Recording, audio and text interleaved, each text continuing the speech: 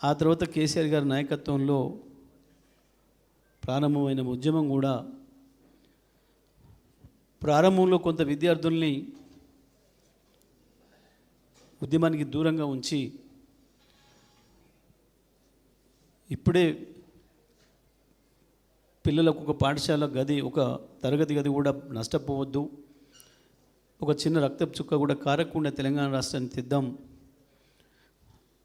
అంబేద్కర్ ఇచ్చిన రాజ్యాంగంలో మనకున్న హక్కు ఆర్టికల్ 3 ప్రకారం పార్లమెంట్లోకి శాసనసభలోకి వెళ్ళి తెద్దామని చెప్పి కేసీఆర్ గారు ఒక ఆలోచనతో సమాజంలో ఒక అవగాహన పెంచుకుంటూ విద్యార్థులకు కూడా టీఆర్ఎస్వి ఏర్పాటు చేసి ఎప్పటికప్పుడు విషయాలపైన అవగాహన కల్పిస్తూ వీలైనంత మేరకు వాళ్ళ ద్వారా సమాజాన్ని చైతన్యపరచాలి, ఆ రకంగా ప్రజా ఉద్యమాల్ని నిర్మాణం చేయాలి అని చెప్పి చేస్తూ వచ్చిన ఉద్యమం చివరికి కేసీఆర్ గారి నిరాహార దీక్ష, దానికి మద్దతుగా పెద్ద ఎత్తున యూనివర్సిటీల నుంచి, కాలేజీల నుంచి, స్కూళ్ళ నుంచి, పాఠశాలల నుంచి కూడా పెద్ద ఎత్తున విద్యార్థుల మద్దతు మొదలై విద్యార్థులు రోడ్ల మీదకి వచ్చిన తర్వాతనే ఒక అద్భుతమైన ఉద్యమ రూపం వచ్చింది, ప్రభుత్వం కూడా దిగి వచ్చింది.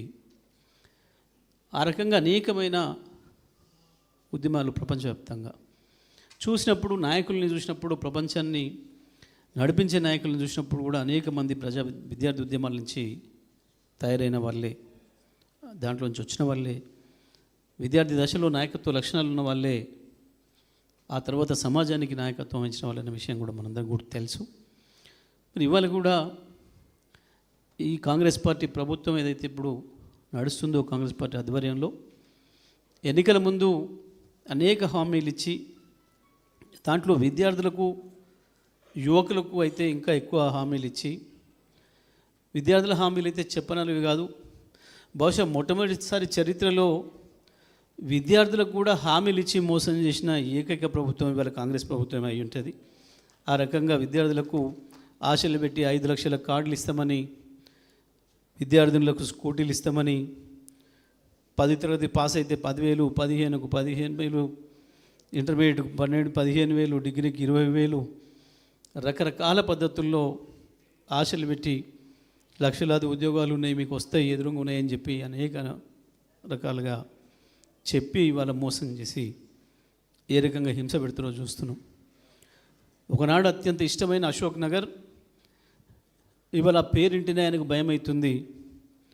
అశోక్ నగర్లో హోటల్ మెట్ల మీద రాహుల్ గాంధీని కూర్చోబెట్టి ఇవాళ మెట్ల మీద పిల్లల్ని కూడా కూర్చోకుండా చేసి శాశ్వతంగా 144 పెట్టి ఏ రకంగా దుర్మార్గమైన పరిపాలన చేస్తున్నాడో, అదేవిధంగా భారతదేశంలోనే అత్యంత అద్భుతంగా గురుకుల పాఠశాలను తీర్చిదిద్ది కేసీఆర్ గారు అన్ని వర్గాల ప్రజలకు నాణ్యమైన విద్యను ఇవ్వాలని, కార్పొరేట్ కళాశాలకు ధీటుగా మన కాలేజీలు ఉండాలి, మన స్కూళ్ళు ఉండాలని చెప్పి అద్భుతంగా 1000 గురుకుల పాఠశాలల్ని నడిపిస్తే ఇవాళ 100 మంది పైగా, ఇప్పటికి దాదాపు 190 మంది విద్యార్థులు ఆ పాఠశాలల్లో విషాహారం కావచ్చు, పురుగులన్నం కావచ్చు, లేదా తేళ్ళు పాములు కరిసి కావచ్చు, రకరకాల కారణాల చేత చనిపోతే దాదాపు 200 మందిని పొట్టన పెట్టుకున్న ఏకైక విద్యాశాఖ మంత్రి, ఏకైక ముఖ్యమంత్రిగా రికార్డు సృష్టించుండు రేవంత్ రెడ్డి మాత్రమే ఇవాళ భారతదేశంలో. ఇంత దుర్మార్గంగా ఒక్కనాడు ఒక రివ్యూ లేదు, ఏం జరుగుతుంది, పాఠశాలలో విద్య ఏం జరుగుతుంది, కళాశాలలో విద్య ఏం జరుగుతుంది, ఎటు పోతుంది అన్న సోయి లేదు. ఇంకొక వైపు అత్యంత ఎక్కువ మోసం చేసింది రైతుల్ని. ఇవాళ రైతులు ఎంత గోసపడుతున్నారో మనం చూస్తున్నాం. కేసీఆర్ ఇచ్చిన 24 గంటల కరెంటును ఇవ్వలే చేత కావట్లేదు, కేసీఆర్ ఇచ్చిన మంచి ఇళ్ళని ఇవ్వడం చేత కావట్లేదు, కేసీఆర్ ఇచ్చిన పథకాలను ఏది కొనసాగించడం చేత కావట్లేదు. పైగా ప్రతి క్షణం రైతుల్ని అబద్ధాలు చెప్తూ మోసం చేసి ఎట్లా దుర్మార్గంగా పరిపాలన చేస్తున్నారో మనం చూస్తున్నాం. ఇవాళ చివరికి రైతులకు ఊరేసే పరిస్థితి తీసుకొచ్చిండ్రు ఉచిత విద్యుత్కు. ఇప్పుడే మేము అక్కడికి వెళ్ళొస్తున్నాం. వాస్తవానికి ఈ కార్యక్రమానికి కేటీఆర్ గారు రావాల్సి ఉండే, కేటీఆర్ గారి నాయకత్వంలోనే సైకిల్ జాయినింగ్ జరగాల్సి ఉండే, అక్కడ కూడా వెళ్ళాల్సి ఉండే. కేటీఆర్ గారు ఏదైతే రాష్ట్ర ప్రభుత్వం దుర్మార్గంగా ఇంకొక విద్యుత్ కొత్త డిస్కామ్ను తీసుకొస్తుందో దానికి వ్యతిరేకంగా దాన్ని ఆమోదించొద్దు అని చెప్పి ఈఆర్సీకి చెప్పడానికి పార్టీ తరఫున రాష్ట్ర వర్కింగ్ ప్రెసిడెంట్ కేటీఆర్ గారి హాజరు కావాల్సి ఉండే. కానీ సిరిసిల్లలో మన సీనియర్ నాయకురాలు స్థానిక కౌన్సిలర్ చనిపోవడం వల్ల అకస్మాత్తుగా వారు అక్కడికి వెళ్ళాల్సి వచ్చింది. ఇవాళ అక్కడికి వెళ్తే మాట్లాడితే చాలా ఆశ్చర్యంగా ఉంది. ప్రభుత్వం ఉచిత విద్యుత్తును ఎత్తేయడానికి బలవంతంగా రైతుల మోటార్ల దగ్గరనే మీటర్లు పెట్టి ముక్కు పిండి వసూలు చేయడానికి కావలసిన ఒక దుర్మార్గమైన కుట్రకు తెరలేపి ఇవాళ ఒక డిస్కమ్ను ప్రారంభం చేస్తున్నారు. అసలు ఎందుకు, దానికి కారణం ఏంటి అంటే ఎవరికి చెప్పలేకపోతున్నాడు. పాపం అధికారుల్ని బలి చేస్తున్నారు. అధికారులు వచ్చి వివరించాలి ప్రభుత్వ ఉద్దేశం ఏంది అని.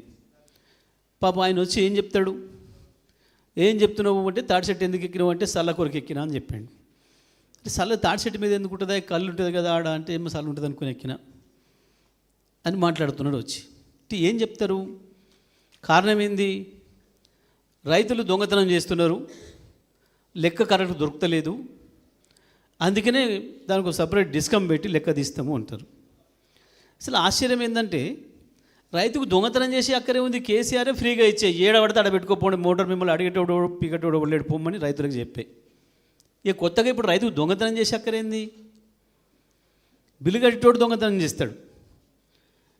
ఒక బావులకు బోర్లకే కాదు, ఎక్కడైనా రైతుకు అక్కరబడి ఆఖరికి నీటి ఎద్దడి వచ్చి ఏమన్నా ఒక రెండు తల్లు తక్కువ పడితే ఆ రోడ్డు ఎమ్మటున్న గుంతలలో కానీ ఆడున్న చిన్న చిన్న వాగులలో కానీ అందుబాటులో చిన్న చిన్న చెరువులో కుంటలో ఉంటే కానీ దాని మీద కూడా మోటార్లు పెట్టుకుంటే కూడా రైతును ఎప్పుడు ముట్టుకోవద్దు అని చెప్పి ఆర్డర్ ఇచ్చి గంత అద్భుతంగా ఉచిత విద్యుత్తును అమలు చేసిండు కేసీఆర్. వరుసగా 5 సంవత్సరాలు ఒక్క నిమిషం కరెంటు పోకుండా, ఒక మోటార్ కాలకుండా, ఒక ట్రాన్స్ఫార్మర్ పేలిపోకుండా బ్రహ్మాండమైన కరెంట్ నుంచి. సరే వీళ్ళు వచ్చి ఏం మాట్లాడిర్రు, కేసీఆర్ఏలే కరెంటు మేమే ఇస్తున్నాం, మేమే మంచిగా ఇస్తున్నాం కేసీఆర్ కంటే అని చెప్పబట్టిన 2.5 ఏళ్ళకి వెళ్ళి. మరి మంచిగానే ఇచ్చిన కరెంటుకి ఇప్పుడు ఏం రోగం వచ్చిందని కొత్త డిస్కమ్ కావాలి, మంచిగానే ఇస్తుంటే మళ్ళీ డిస్కమ్ ఎందుకు అంటే సమాధానం లేదు. ఇంకా నాణ్యంగా ఇద్దాం అనుకుంటున్నాం అంటే ఏంది, ఇప్పుడు 6 మోటార్లే పేలిపోతున్నాయి, రోజు కాలిపోతున్నాయి, 12 మోటార్లు కాలి పెడతారా? ఇంకా ఉచితంగా ఏమి ఇస్తారు, ఇంకా నాణ్యంగా ఏమి ఇస్తారు? కారణం లేదు, చెప్పలేకపోతున్నారు. అసలు కారణం లోపల వేరే ఉంది. ఏంటిది, ఇప్పుడున్న 2 డిస్కామ్లు, నార్త్ డిస్కమ్ కావచ్చు, సదరన్ డిస్కమ్ కావచ్చు, ఈ 2 కూడా ప్రజలకు విద్యుత్ సప్లై చేసి కరెంటు బిల్లు వసూలు చేస్తారు. ఎక్కడ, పరిశ్రమల దగ్గర, వాణిజ్య అవసరాలకు వాడుకునే వాళ్ళ దగ్గర, గృహ వినియోగాలలో ప్రభుత్వం ఇచ్చే సబ్సిడీ తప్ప మిగతాయన్నీ కూడా వాళ్ళు పైసలు వసూలు చేస్తారు, కరెంటు కొనుక్కొస్తారు, దాంతో సప్లై చేస్తారు. అందులో కొంత పరిశ్రమలకు, వాణిజ్య అవసరాలకి, పెద్ద పెద్ద ఇండ్లోళ్ళు 500 యూనిట్ల పైన వాడేటోళ్లకు కొంచెం ధర ఎక్కువ ఇస్తారు. దాంట్లో వచ్చిన పైసలు ఏవైతున్నాయో అవి సబ్సిడీ ద్వారా కింది వర్గాలకు 100-200 యూనిట్లు వాడేటోళ్ళు, లేదా రైతులకు ఇచ్చే సబ్సిడీ, దీని కొరకు ఆ పైసలను వాడతారు. దీన్ని క్రాస్ సబ్సిడీ అంటారు. అట్లా కూడా సరిపోకపోతే ప్రభుత్వాన్ని అడుగుతారు. ప్రభుత్వం నుంచి ఇప్పుడు 1200-1300 కోట్ల రూపాయలు, 13,000 కోట్లు సంవత్సరానికి ఇస్తున్నాం. కేసీఆర్ గారు ఉండగానే ఆనాడు ప్రతి నెల ఇవ్వాలని చెప్పి ప్రతి నెల కూడా కరెంట్ డిపార్ట్మెంట్కి పైసలు పంపిస్తుండే, నెలకు 1000 కోట్లు. ఆ రకంగా సబ్సిడీ ప్రజల తరఫున ప్రభుత్వమే ఇచ్చి నడుపుకుంటూ వస్తుండే. ఇవాళ అర్జెంటుగా రైతుల కనెక్షన్లు, మిషన్ భగీరథ కనెక్షన్లు, రైతుల కొరకు పెట్టిన లిఫ్ట్ ఇరిగేషన్ కనెక్షన్లు, మున్సిపాలిటీలకు హైదరాబాద్కు మంచినీళ్ళు ఇచ్చి కనెక్షన్లు, వీటిని కలిపి సపరేట్ డిస్కమ్ చేస్తాం. ఎందుకు కారణం ఏంది అంటే రైతుల పేరు మీద దొంగతనం చేస్తుండ్రు. రైతుకు దొంగతనం చేసే అక్కరే లేదు, అది తప్పు, అబద్ధం. రెండోది డిస్కమ్లకు అప్పులు ఉడతలేవు కాబట్టి కొత్త డిస్కమ్ పేరు పెట్టి అప్పు తెస్తాం. అప్పు తెచ్చేటోడు అంత అమాయకుడు ఉన్నాడు, వాడు అప్పిచ్చేటోడు ఊరికే ఇంటి ముందర రెడీగా కట్టగట్టి పెట్టినాడు, నువ్వు కొత్త పేరు పెట్టుకో రాగానే ఇవ్వటానికి. అప్పిచ్చేటోడు ఏం చేస్తాడు, నువ్వు 1000 రూపాయలు అప్పుకు పో, 10 రూపాయలు అప్పుకు పో, మళ్ళీ వెనుకకు వస్తాయా రావా చూసుకొనే ఇస్తాడు. పిల్లగాండ్లు పోతే అప్పిస్తాడు ఎవడన్నా, మేం పట్టుకురా పో అంటారు. ఎందుకంటే వీనికి వయసు లేదు, వీనికి నేను ఇచ్చిన తప్పున పడతా, ఆయనకి ఎందుకు ఇచ్చినామంటారు, ఇయ్యరు, ఎగ్గొడతారు తల్లిదండ్రులు. నమ్మకమైనోడు గ్యారెంటీ ఉన్నోడే కావాలి అని. గ్యారెంటీ ఉన్నోడు పోతే ఇస్తే ఇప్పుడు అప్పు కానీ మరి ఎట తీరుస్తావు, రేపు పంట వస్తుంది, లేదా మళ్ళీ వారం అంగడికి ఉన్న ఎద్దును కొట్టి అమ్ముతా, లేకపోతే ఇంట్లో బంగారం ఉంది అమ్మి ఇస్తా, లేదా పంట తీసిస్తా, లేదా వ్యాపారం చేస్తే పలానా వ్యాపారం చేస్తున్నా మళ్ళీ వస్తాయి నాకు అందుకనే ఇస్తా. ఇట్లా ఏదో ఒకటి మళ్ళీ గ్యారెంటీ చూపించి అప్పు కట్టే విధానం చూపించి అప్పు తెస్తారు. ఇచ్చినప్పుడు అట్లా ఇస్తాడు. కానీ అది డిస్కమ్ను, కొత్త డిస్కమ్ను ఏర్పాటు చేసుడే అప్పులతో చూపిస్తున్నాడు.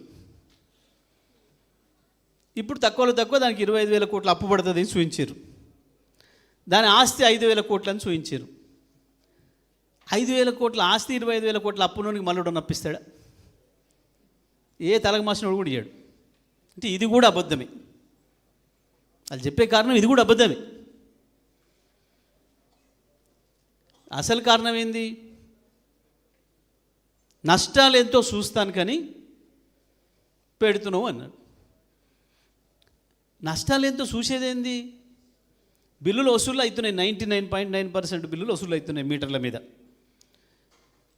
ఆ మిగతాది ఎంతైతే తక్కువ పడ్డదో అది సబ్సిడీ ప్రభుత్వం ఇస్తుంది. అంటే ఇప్పుడు సంవత్సరానికి 50,000 కోట్లు ఖర్చు ఉంది కరెంట్ డిపార్ట్మెంటు కరెంటు కొనటానికి కానీ, అదేవిధంగా సబ్స్టేషన్లు లైన్ల మెయింటెనెన్స్ కానీ, జీతాలు కానీ అన్నిటి కలిపి 50,000 కోట్లు అవుతుంది ఏడాదికి. వసూలు చేసే బిల్లులు 40,000 కోట్లు వచ్చినాయి. మిగతాది ఏదైతే సబ్సిడీ ఇస్తుందో ప్రభుత్వం ఇస్తుంది 10,000 కోట్లు, సరిపోతుంది. అప్పు కూడా తెస్తారు. ఇప్పుడు ఆదాయం ఉంది కాబట్టి చూపించి, ఎందుకు అనంటే ముందుగానే లైన్లు వేయడానికి, కొత్త ట్రాన్స్ఫార్మర్లు పెట్టడానికి, ఇటువంటి వాటి అన్నిటికీ అడ్వాన్స్గా అప్పు తీసుకొచ్చి ఈ పని చేసి వచ్చే ఆదాయాన్ని మళ్ళీ కడుతుంటారు. మరి ఇప్పుడు ఈ ఉన్న సంస్థలు, వసూలు చేస్తున్న సంస్థలే కడతలేవు అని మీకు వీళ్ళకి అప్పియనంటే అందులో రూపాయి కట్టేటోళ్ళే లేరు. ఇది రైతుల కన్నా అయితే వసూలు చేయనన్నావు కదా. ఉచిత కరెంటు నువ్వు ఇచ్చేది నిజమే అయితే దానికి ఏం చెల్లి వస్తాయి పైసలు. వాడు ఎట్లా కడతా అని చెప్తాడు, అప్పించినోడు ఎట్టిస్తాడు. అంటే ఇది కూడా ఎంత అబద్ధపు వాదన, ఇది కూడా పూర్తి అబద్ధపు వాదన. ఏంటిది మరి అసలు కారణం? ఈ రెండు వేరు చేసి, ఈ రెండు ఆదాయం వసూలు చేసే వాటిని వేరు చేసి, ఎక్కడదాకా మన ఊర్లో ట్రాన్స్ఫార్మర్ దాకా వీళ్ళ కాడ ఉంటాయి, ఎస్పీడీఎస్ఎల్ ఎన్పీడీఎస్ఎల్ కాడ. సబ్స్టేషన్ కూడా వీళ్ళకే ఉంటుంది. సబ్స్టేషన్ నుంచి మన ట్రాన్స్ఫార్మర్కి వచ్చే కరెంట్ వచ్చిందనుక వీళ్ళకే ఉంటుంది అధికారం.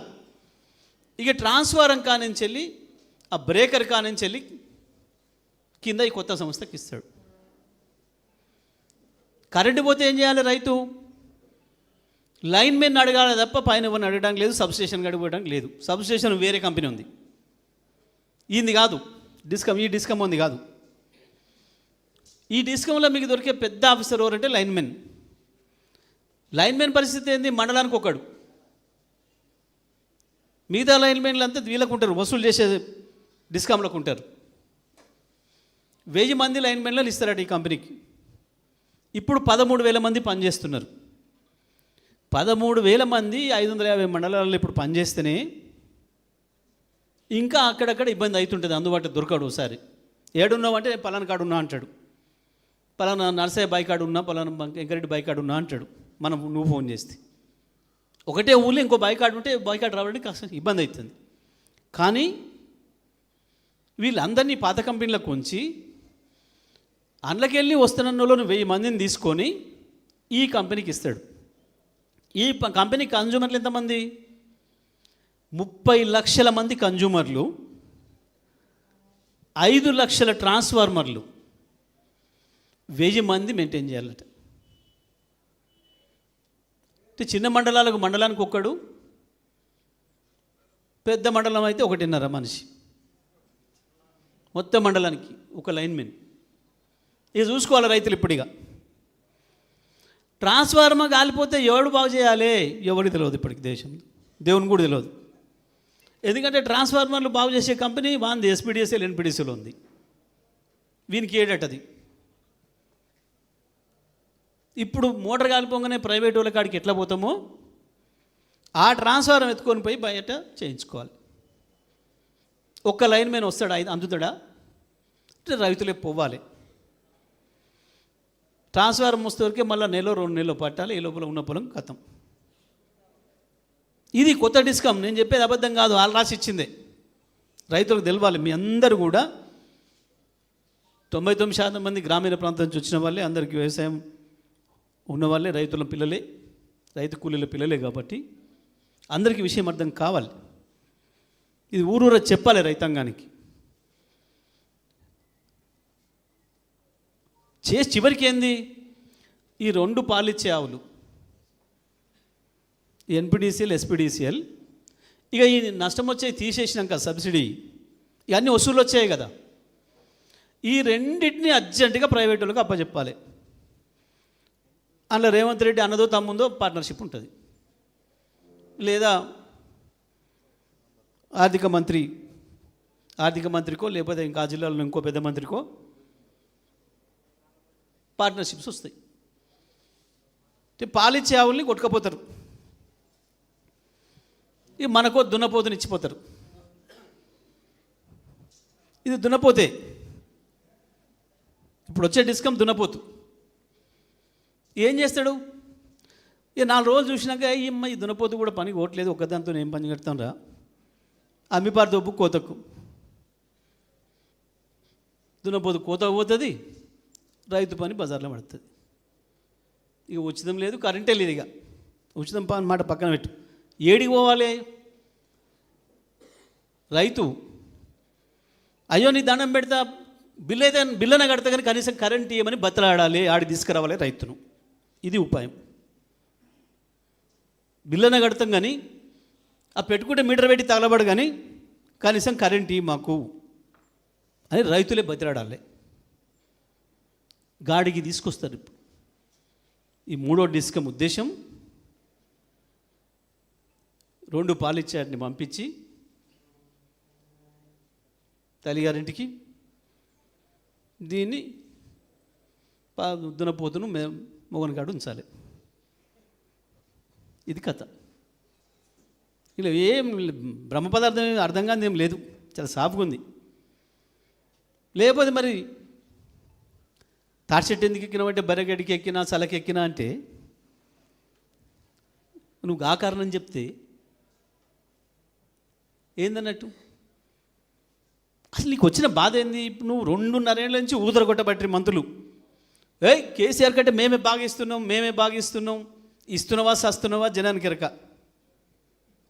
హైదరాబాద్తో సహా పల్లెటూళ్ళలో కరెంట్ ఎట్లా పోతుందో చూస్తున్నాం 2 ఏళ్ళ నుంచి. ఒకటేసారి ఇట్లా కూర్చొని ఉండగానే 10 సార్లు 20 సార్లు పోతుంది వస్తుంది. నువ్వు ఇచ్చే నాణ్యత అర్థమవుతుంది, కానీ నువ్వే బాగా ఇస్తున్నా అని చెప్పి మళ్ళీ ఇప్పుడు ఇంకా క్వాలిటీ పవర్ ఇస్తాను కానీ కొత్తది ఇస్తున్నా. మరి ఈ 2 డిస్కంలో లేని క్వాలిటీ పవర్ నీ కాడికి ఎట్లా వస్తుంది? సప్లై చేసేదే వీడా. వీనికి సొంత లైన్లు లేవు, వీని ఊరు దాటేదానికి లేదు. ఆ ఊరు ట్రాన్స్ఫర్ కారణంగా కట్బంద్ దిగాడు. అసుంటే అడుగు పెట్టి ఆ ముట్టుకోవడానికి కూడా లేదు ఆ లైన్ వీళ్ళ ఎంప్లాయీస్. ఇక ఇవాళ పాపం ఆ సీఎండీలను పంపించి ఆడ ఈఆర్సీ ముందట మేము కోఆర్డినేషన్తో చేసుకుంటాం, మేము కలిసి పని చేసుకుంటాం పెండ్ల మొగలవుతుంది అని చెప్పించాను. అసలు పెండ్ల మొగలవుతిగా కలిసి పని చేసే అవకాశం ఎక్కడిది? అసలు ఒక డిస్కామ్ నుంచి ఇంకో డిస్కామ్ ట్రాన్స్ఫరే ఉండదు. ఇప్పుడు ఎన్పీడీసీఎల్ ఎస్పీడీసీఎల్కి రావడానికి లేదు. చాలామంది మనం చూస్తాం, నేను మంత్రిగా ఉన్ననాడు కూడా వరంగల్ ఆయన ఎవరైనా వచ్చి నన్ను సూర్యాపేటకు తుంగతుర్తికి పక్కనే ఉంటుంది కాబట్టి అవతల ఎట్లనో అప్పుడు అక్కడ అపాయింట్ అయి ఉంటాడు అవతలికి పోయి వరంగల్ జిల్లాలో. మళ్ళీ నేను తుంగతుర్తికి వస్తా అంటే తెచ్చే పవర్ లేకుండే నాకు. ఏడదాకా ఇక నేను ఇక్కడ దాకానైతే తెలియనురా, ఒక బార్డర్ల గాడికి వచ్చి మొండ్రై కాడు ఉండు లేదా కొడకండ కాడు ఉండు, గాడికి చేయగలుగుతాం అక్కడి నుంచి వెళ్ళి ఆ డిస్కమ్ పరిధిలో. ఓడన నల్గొండోడు పోతానన్నా వరంగల్ పంపడానికి లేదు. ఇటు పోతానంటే ఆలేరుడు అయితే ఆలేరు బార్డర్లా, అటు వస్తే తుంగతుర్తి బార్డర్లా, అటు ఖమ్మోడైతే కోదాడ్ల బార్డర్ ఊర్లో గాడిదంగా చేయగలుగుతాను తప్ప అవతల గీత దాటి అవతల పోవడానికి లేదు. అందరికీ తెలుసు. మరి ఎట్లా పవర్ సప్లై చేస్తారు? 5 లక్షల ట్రాన్స్ఫార్మర్లను 1000 మంది ఎట్లా మెయింటైన్ చేస్తారు? 30 లక్షల మంది రైతులకు ఈ లైన్మెన్లు ఎట్లా చెప్తారు? ఇంకా దారుణం ఏంటంటే మొత్తం మనకు మంచినీళ్ళు ఇచ్చే భగీరథవి దీనికే ఇస్తారట. ఎందుకు? భగీరథ కూడా ఫ్రీగా ఇచ్చిండు కదా కేసీఆర్ మంచినీళ్ళు ఇంటింటికి. కేసీఆర్ ఎవరెవరికైతే సబ్సిడీలు ఇచ్చి ఉచితంగా కరెంట్ ఇచ్చిండో వాళ్ళందరి మీద కక్షతోని దుర్మార్గంగా ఇస్తున్నారు. ఇప్పుడు అన్నీ ఎగ్గొట్టడానికి తెస్తున్నారు. ఇది కేసీఆర్ పేదోళ్ళను ఎవరెవరైతే గమనించి ఉచితంగా విద్యుత్ ఇచ్చిండో, ఉచితంగా మంచినీళ్ళు ఇచ్చిండో, ఉచితంగా రైతులకు నీళ్ళు ఇచ్చిండో, ఇగో వీళ్ళ కాడ ముక్కు వెండి పైసా వసూలు చేయాలి, దానికి మనం ఏం చేయాలి అని చెప్పి కూర్చొని చీకట్లో కూర్చొని దొంగ చీకటి ఒకటై చేసిన కుట్ర ఈ థర్డ్ డిస్కమ్. ఎప్పుడైతే దీన్ని వేరు చేస్తారో ఇక ఆ రెండింటిని పంచగా దొబ్బుతారు. అయితే జిల్లాల వారీగా లేదా తాలూకాల వారీగా. మీరు ఈ గవర్నమెంట్ వచ్చిన కొత్తలనే చూసి ఉంటారు. ఓల్డ్ సిటీలో బిల్లు కడతలేరు, ఇది అదానికి అప్పచెప్తా అన్నాడు. వసూలు చేసే బాధ్యత అదానికి అప్పచెప్తా. ఆయన అయితే స్మార్ట్ మీటర్లు పెడతాడు. స్మార్ట్ మీటర్లు అంటే రీఛార్జ్ మీటర్లు. అందులో నువ్వు ఎంత వేసుకుంటే అంతే కరెంట్ వస్తుంది. రాత్రి 10ంటికి ఆగిపోవచ్చు, ఇక తెల్లాటరికే నీ బతుకు చీకటే. అయిపోయిందంటే కథం టక్మని. Cell phone recharge cell phone లెక్కనే. సెల్ ఫోన్ రీఛార్జ్ అంటే ఏదో 10 రూపాయలు తీసుకుంటావు, ఆ అర్జెంట్ ఫోన్ నీకు ఏదో కావాల్సింది మాట్లాడుకుంటావు అయిపోతుంది. కానీ కరెంట్ అట్ట కాదు కదా పాపం, ఇంట్లో అందరికి కావాలి కదా. మనిషి అడుగు పట్టాలంటే కరెంట్ కావాలి. మొత్తం ఇక అవి మోపు చేస్తారు పంచుకొని. అంతే కరెంటును వాళ్ళకు లాభం వచ్చే బాతులాగా తయారు చేసుకోవాలి, బంగారు బాతుని చేసుకోవాలి. ఈ 2 ఎన్పీడీసీఎల్ ఎస్పీడీసీఎల్లను తీసుకొని పాపం ఉచితంగా మంచినీళ్ళు వచ్చేటోళ్ళకు, ఉచితంగా నీళ్ళు వచ్చే రైతులకు షడగోపం పెట్టాలి. ఇగో ఇది దుర్మార్గం దీని వెనకాల. సో ఈ అన్నిటిపైన మనం విద్యార్థులుగా, యువకులుగా మనం చైతన్యం కావాలి. గ్రామాలలో తల్లిదండ్రులకు చెప్పాలి, మీ వార్డులో ఉన్న వాళ్ళకి చెప్పాలి, మీ ఊర్లో ఉన్న వాళ్ళకి చెప్పాలి, ప్రజల్ని చైతన్యం చేయాలి. ఈ ప్రభుత్వం మెడలు వంచి ఇటువంటి దుర్మార్గాల్ని ఆపాలి. విద్యార్థులుగా విద్యార్థి సమస్యలతో పాటు సమాజంలో భాగంగా మనకు జరుగుతున్న అన్యాయాలకు వ్యతిరేకంగా కొట్టాడాల్సిన బాధ్యత కూడా మనపైనే ఉంటుంది. తప్పకుండా అయిపోయింది. ఫీజు రియంబర్స్మెంట్ పథకాన్ని ఎట్లయితే ఎత్తేసిండో చెప్పకుండా ఇది కూడా అదే పరిస్థితి. ఫీజు రియంబర్స్మెంట్ని ఏం చేసిండు? మేనేజ్మెంట్లోకి నేను ఇయ్యను పొమ్మని. నేను ఇప్పుడే వస్తుంటే ఒక ఆయన ప్రైవేట్ కాలేజ్ ఆయన వచ్చాడు. నాకు ఒక్కరికే 30 కోట్లు బాకీ ఉండన్నా, ఇక క్లోజ్ చేస్తానా కాలేజ్ నడిపే పరిస్థితి లేదు, నెల నెల జీతాలు ఇవ్వాలనే, పాపం వాళ్ళు బతకాలనే ఉద్యోగస్తులు. ఇక వాడు ఈయనన్నాడు విద్యార్థుల కాడ వసూలు చేసుకోమన్నాడు. విద్యార్థులకు అంత శక్తి ఎక్కడిది, పాపం గవర్నమెంట్ చదివిస్తుంది కదా అని ధైర్యం మీద దాంట్లో చేరి. ఇప్పుడు కొత్త చేరేటోళ్ళు కూడా కష్టమవుతుంది అంటే ఫీ రియంబర్స్మెంట్ పథకాన్ని ఆల్మోస్ట్ ఆల్ ఎత్తేసింది ప్రభుత్వం, చేతులు నిలుపుకొని 10,000 కోట్ల బాకీలు అట్లా ఉన్నాయి. అదేవిధంగా ఉచితంగా రైతులకు ఇస్తున్న కరెంటు కావచ్చు, ఉచితంగా ఇస్తున్న మంచినీళ్ళు కావచ్చు, అదేవిధంగా 200 యూనిట్లకి ఏదైతే ఉచితంగా ఆయన చెప్పిండో వాళ్ళ నెత్తిన కూడా చెడగోపమే రాబోయే రోజుల్లో స్మార్ట్ మీటర్ల పేరు మీద. ఈ రకంగా ఇప్పటికే రైతు బంధును రామ్ చేసిండు, మనం చూసినాం. పాపం ఎన్నికలు వచ్చినప్పుడు ఆశ పెట్టుడు, ఎంత అబద్ధాలంటే అంత సిగ్గు తప్పిన అబద్ధాలు మాట్లాడేటోడు ఇప్పుడు భారతదేశంలో చూడలేము మనం ఎవరిని, ఈ ముఖ్యమంత్రిని చూసినట్టు. ఆయన మీద ఒట్టేసుకుండు, నన్ను కూడా నమ్ముతలేడని దేవుళ్ళ మీద వేసిండు, అన్నీ పోయినాయి.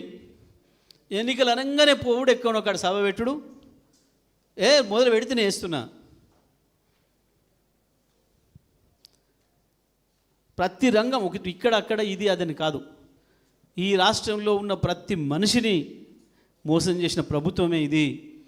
తప్పకుండా విద్యార్థులుగా అన్ని విషయాల్ని అర్థం చేసుకున్న వాళ్ళుగా, అన్ని విషయాల్ని సమాజానికి అర్థం చేయించాల్సిన బాధ్యత ఉన్న వాళ్ళుగా మీరు తప్పకుండా ఈ రాష్ట్ర ప్రభుత్వ దుర్మార్గాలకు వ్యతిరేకంగా బీఆర్ఎస్పీ తరఫున అద్భుతమైన వీరోచితమైన పోరాటాన్ని జరపాలని, దానికి మీ అందరికి తోడుగా వచ్చిన సైదులతో వచ్చిన ఇతర మిత్రులకు కూడా స్వాగతం తెలియజేస్తూ, తప్పకుండా కేటీఆర్ గారి నాయకత్వంలో బ్రహ్మాండంగా ఏదైతే కొట్లాడుతున్నామో ఈ 2.5 సంవత్సరాలుగా ఈ ప్రభుత్వానికి వ్యతిరేకంగా తప్పకుండా ఆ పోరాటంలో భాగస్వాములై కేసీఆరే శ్రీరామ రక్ష మళ్ళీ తెలంగాణకు అని చెప్పి మళ్ళీ కేసీఆర్ను ముఖ్యమంత్రిని చేసే వరకు కూడా విశ్రమించకుండా అందరం పోరాటం చేద్దామని చెప్పి తెలియజేస్తూ సెలవు. జై తెలంగాణ, జై కేసీఆర్. ఇప్పుడు సైదులతో వచ్చిన కొంతమంది విద్యార్థి నాయకులు కూడా మన పెద్దలు జగదీశ్వర్ రెడ్డి గారు కండువా కప్పి స్వాగతం పలుకుతారు.